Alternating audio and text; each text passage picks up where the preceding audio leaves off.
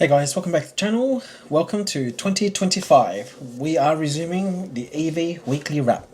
Guys, if you're new to this channel, my name is Roland. I essentially talk about electric cars and tech on my channel, and I have a segment every week called the EV weekly wrap, and pretty much it's a one-stop shop for all of the news that's relevant to Australia and sometimes also across the world as well.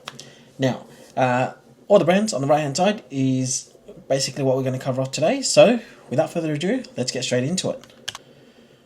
Okay, so first up we have the Tesla Model Y, the talk of the town, the thing that has been pretty much tweeted on X, Facebook, Instagram, YouTube, you name it. This has been the number one talked about car today, and it will be for a very long time. So anyways, I've just uploaded a video, so if you guys want to see it in really in-depth details and the full comparison on the website and everything as well, click the link in the description, because that'll take you through to the full analysis video. Let me give you guys the highlights or the summary, because this is not a Model Y video. So the summary is, in terms of colors, black is gone. You've still got ultra red, you've got quicksilver, stealth grey, you've got the pearl white multi-coat, and then there's the new one. So the blue, original blue is gone, but they've now got the new blue called Glacier Blue, which is this one here on the top right hand side. In terms of design, as you can see, it's a fully redesigned front and rear bumper, and you've now got the light bar that kind of goes across the front, you can see over here, and also a light bar at the back as well. Other than that, you do get seats that look similar. I think they might be exactly the same as the current Model 3. It is perforated as well, so that means you do have ventilated seats. You can also potentially see over here there is a stalk, which means that they're bringing back the indicator stalks. Doesn't look like they're bringing back the stalk to select the gears. That looks like it's still going to be on screen. And then I don't know if you can really see it on the picture here, but actually they have brought back a front camera. So, well, not brought back, they have introduced the front camera as a part of this.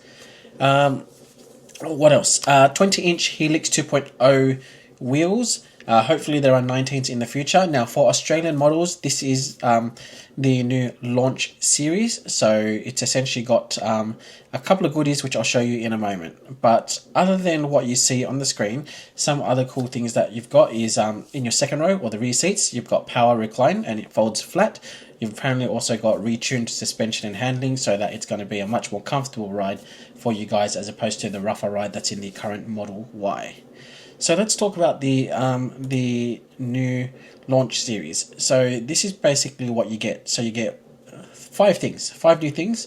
You get a badge, you get vegan suede for the black interior, you get a puddle light badge, you get charging console word mark, which hopefully you can see it here just at the bottom of the charging pad, and you also get a door seal plate word mark.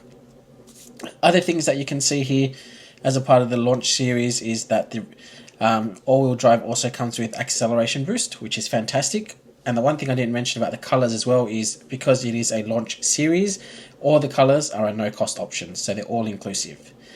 Now let's continue moving on, because I just want to show you guys the summary and the comparison.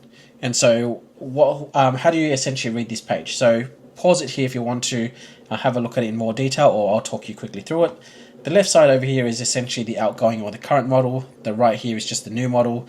We've just got the rear-wheel drive and the long-range all-wheel drive. There is no performance, hence why you've only got the two rows over here. In terms of price differences, so in the brackets is basically all the comparisons compared to the left outgoing or current model. So what that essentially means is the price before ORC is on-road costs, which means that the new price is $63,400, which means it's $7,500 more than the previous one, which was $55,900, and $3,500 more than the previous or current outgoing Model Y, which brings it to $73,400 over here. And so what else does it mean? So WLTP, because these are, don't forget, 20-inch wheels, you've just got 11 kilometers above for the WLTP range for the entry-level rear-wheel drive, and then only 18 kilometers extra in terms of range on the long-range variant. And then in terms of the 0 to 100 times, you've got 5.9 seconds, which is 1 second faster, and then you've got 4.3 seconds, which is 0.7 seconds faster. Now remember, these are all based on the 20-inch wheels, so if the non-launch series comes in the future and it does have a different set of wheels, i.e. if they do give, say, 19-inch wheels, you may potentially see the range increase. But that's pretty much all of the Model Y stuff that I want to go through, so I'm going to keep moving on. And as I said, if you guys want to see it in more detail, then please just jump onto that video after this and you can watch it in more detail. Alright, let's keep moving on. So, I want to talk about a couple of recalls. So basically it's the Kia EV6 and a couple of other cars on the same platform. So let's talk about what the defects are. So actually, first of all, the EV6 itself, the ones that are impacted by this recall is 2021 to 2024. You've got 4,551 affected units, and it's all variants within this model. So pictured here is the EV6 GT, but it's actually all of them within the range. And it's saying here, due to a software issue, the integrated charging control unit, which is ICCU, may develop an internal fault, causing a warning light to illuminate to the instrument cluster and 12-volt battery to stop charging, which could result in a loss of motive power. Basically, what consumers should do: owners of affected vehicles should immediately contact their preferred dealer, schedule an appointment to have the ICCU inspected and replaced if required. In addition, software to be upgraded or repairs will be performed free of charge. So it's not a software update, so it is a physical part, I guess, or it's hardware that they potentially have to change. So yeah, that's it for Kia, and it's similar across the other vehicles as well, so I won't go through them in too much detail. But you've also got the Genesis G80 and GV60. Now there is also a GV70, as you guys can see over here, but the GV70 isn't an EV, and the purpose of what I'm trying to tell you guys here is only the ones that impact EV. So 572 affected units between 2021 to 2024, and again it's the same thing in relation to the ICCU, so that's for Genesis. We'll continue moving on. You've got the Hyundai IONIQ 5 and the IONIQ 6 as well. And so for these ones, 3,566 affected units, and again, it's to do with the ICCU, which is the Integrated Charging Control Unit. And so that pretty much covers all of the impacted vehicles on the same platform from the Hyundai and Kia group. So let's keep moving on. We've got some more news also from Genesis. So this is the GV60. So as you can see here, and this was only announced earlier on in the week, there is an update. It's a totally redesigned GV60, and it's to pretty much give the brand's dedicated EV model a fresh face. So you can see here, they're saying here the electric model boasts enhanced exterior with new bumper, headlamps and wheels. It's inspired by athletic elegance. High-tech interior touches complemented by signature beauty of white space concept provide luxurious in-cabin experience. Sounds really good from the marketing team, definitely. And the last point here, further specs and pricing to be revealed ahead of Korean sales in Q1, and then for Australia, Q3 this year. So we're still more than half a year away, but it's coming soon. What do you guys think? I think the biggest change you can see here is the new headlamps, which apparently have this new technology called MLA, Micro Lens Array Technology. And I think it looks really nice having all of those little dots around, and it's double stacked. I really enjoyed driving this car actually. I'm actually editing this video now, editing it now as we speak, and it should be published sometime hopefully next week on the current generation. But yeah, that's pretty much the GV60, so let's keep moving on. Okay, so this is IM Motors, and the car itself is called the LS6. So this was published from Car Expert. This was apparently spotted in North Sydney, in a car park or a shopping centre car park. Supposedly this is from the MG brand, and it's spied ahead of a 2025 or a 2026 launch.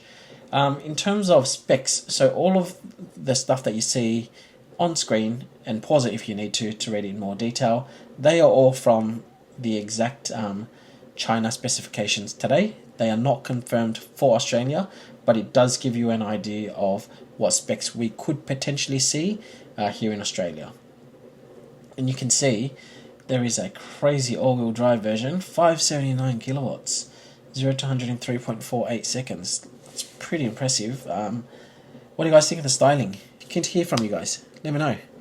Either way, between 2025 2026, we're probably going to see this car because MG has previously confirmed that they are going to offer 2 vehicles from the IM Motors brand, and this is potentially one of them because it's already in Sydney driving around.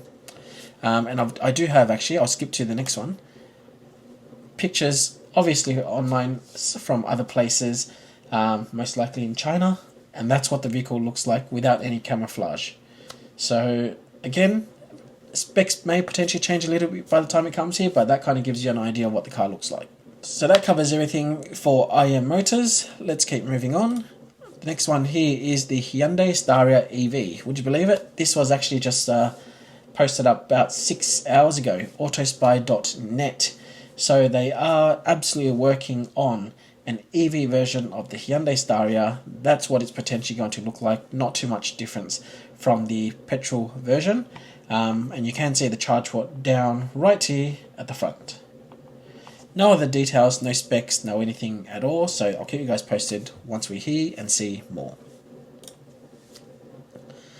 Alright, the next one, Renault 5 Turbo 3E. You guys may recall towards the end of the year, on I think the last episode, the second last episode, I showed you guys this as a concept. And pause the screen, have a read of this, guys. It's getting locked in for Australia. Like, this car is coming. And this is the top spec. You can see here, Renault head office in France has been very supportive of Australia. The fact we've been able to secure the Renault 5 Turbo 3E for our customers so soon after it was confirmed for production in Europe shows how committed Renault is to the Australian market. Fantastic. This is an amazing looking car. Really looking forward to seeing this here. No other details we have at this point in time. The specs based on the concept were over here on the left hand side. So yeah, I'll keep you guys posted when we hear more. So guys, this is the Chery Omoda E5. So I've shown you guys this before. We've covered it on the news. We've covered it off at the Sydney International EV Auto Show. What is this slide about? This is essentially cutting prices. So you can see here, effective immediately, a $6,000 bonus will apply to all E5 models, reducing the starting price of the BX model to $36,990 and $39,990 for the EX model. So this is a mid-sized SUV. So you can have it for pretty much under $40,000. Obviously plus on-road costs, but prices are being cut, prices are being brought down. So if you guys are interested, make sure you jump on that deal. They didn't specify a specific close date, but it is a bonus at the moment, so jump on that if you guys are interested. The next one here, 2 from BYD on the Dolphin and the Atto 3. So BYD has now claimed the cheapest EV in Australia, coming in at under $30,000 before on-road costs. So you can see literally $29,990. So $6,900 less expensive than the previous entry-level Dynamic. And then you can see on the right-hand side here, Atto 3 Essential is $4,509 less than the standard range that it replaces. And so what do you guys actually lose? Because in order for them to actually meet this price, they obviously had to strip out some stuff. So, you know, it's fair point, right? In order to reduce the price. And so over here, for simplicity's sake, here are the things that you guys losing out if you wanted to get into these entry level cars. So if these things aren't important to you and you do want to jump into an EV, you can jump into one for in the really low 30s, in the BYD Dolphin Essential, or in the early 40s, drive away for the Atto 3 Essential. That's it. So congratulations BYD, under $30,000 before on-road costs. What a fantastic thing to achieve, and it's only the start of 2025. Anyway, let's keep moving on. So the BYD Sealion 7. You guys know that this car has been ADR approved. I showed you guys this on the last episode last year. And so what happened earlier this week? It's been confirmed. Website's updated. BYD Sealion 7 launching mid-Feb. So there you go. We don't have any other specs, any other details as yet, but it is coming. Literally, it is weeks away. So yeah, hopefully we'll get to see this in person, and I'll bring more of that information to you guys. Let's keep moving on. Also from the BYD brand, YangWang U9. You guys know this supercar, hypercar, whatever you guys want to call it. It's in the news again, and this is the last news piece for the week. So the YangWang U9, what have they done now?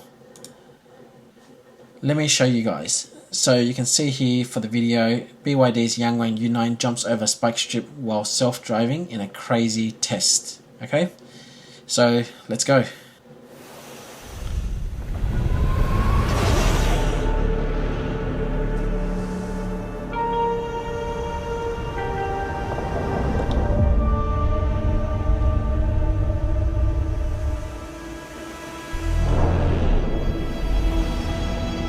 And remember guys, this is self-driving as well, okay?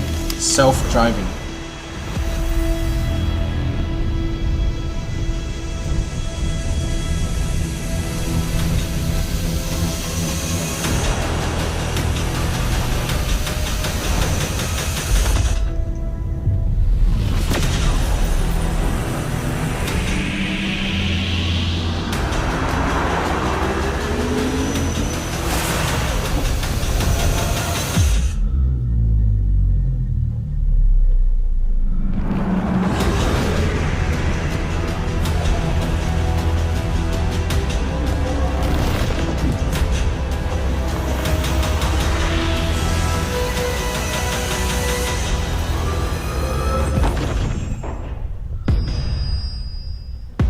That is next level.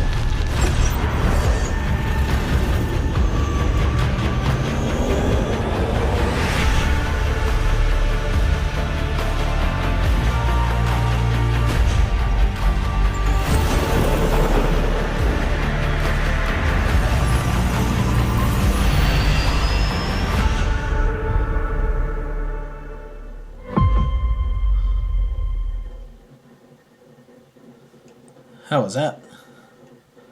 That is some next level stuff. My goodness. I'm speechless. So it's a car that's achieved 391 kilometers an hour. It's worth a couple of $100,000. Come from China. It's less than a year old from memory. I think it was only last year that we saw the car or first heard of the car. So it's amazing how far they've come. Okay, well, that wraps up the news for YangWang or BYD, and so that brings us to the end of the episode. So if you guys did stay tuned in for the entire thing, thank you so much. Welcome back to 2025. We've got so much content to look forward to this year. I'm so excited to see so many new cars, and yeah, if you guys are enjoying this, make sure you give the video a like, subscribe for more content if you haven't already. It's going to help my channel go a long way, and yeah, we'll see you soon for more content.